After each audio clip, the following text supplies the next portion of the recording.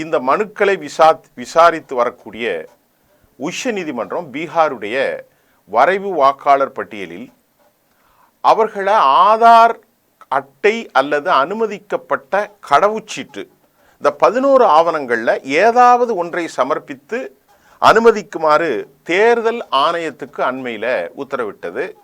ஏன்னு சொன்னால் ஆதார் அனுமதிக்க மறுத்த காரணத்தினால் தற்போது உச்சநீதிமன்றம் அவர்கள் ஆதாரை சேர்த்து 11இல் ஒன்றாக அதை சொல்லலாம் என்று சொன்னார்கள்.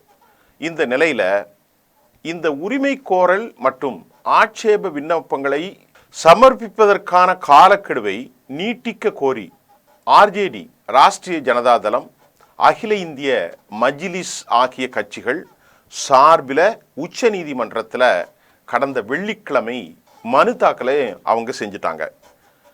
உச்ச நீதிமன்றத்தின் முந்தைய உத்தரவுக்கு முன்பு வரை, இந்த நீதிமன்றத்தினுடைய உத்தரவுக்கு முன்பு வரை 80,000த்திற்கு மேற்பட்டவர்கள் விண்ணப்பித்திருந்தார்கள். இப்போ எவ்வளோ வந்திருக்குன்னா, இந்த உத்தரவுக்கு பிறகு இப்போது 95,000த்திற்கு மேற்பட்ட விண்ணப்பங்கள் தற்போது தாக்கலாகி உள்ளன. இந்த 2 மடங்குக்கு மேல் விண்ணப்பங்கள் தாக்கலாகி உள்ளன. எனவே விண்ணப்பங்களின் மீது முடிவெடுப்பதற்கான காலக்கெடுவை எக்ஸ்டெண்ட் செய்யணும் அப்படின்னு தேர்தல் ஆணையத்திடத்தில் கோரிக்கை வச்சுட்டாங்க. ஆனால் அந்த கோரிக்கை ஏற்கப்படவில்லை என்று மனுக்களில் தெரிவிக்கப்பட்டது. தேர்தல் ஆணையம்தான் பாரதிய ஜனதாவினுடைய ஊதுகோலாக இருக்கிறார்கள், அவர்களுடைய கையாளாக செயல்படுகிறார்கள் என ராகுல் காந்தி உள்படவர்கள் எதிர்க்கட்சிகள் பெரும் பேரணியில் பெரும் குற்றச்சாட்டை சொல்லி கொண்டிருக்கிற போது இவர்களுடைய இந்த கேள்வி எடுபடாது என்பதுதான் உண்மை. ஆனால் வாக்காளர் பட்டியலில் இடம்பெற ஆதார் மட்டுமல்ல, அதோடு கூடுதல் ஆவணங்களை கேட்டு அதிகாரிகள் கட்டாயப்படுத்துவதாகவும் குற்றச்சாட்டப்பட்டது. சுப்ரீம் கோர்ட்டில் போய் அவங்க பேசினாங்க.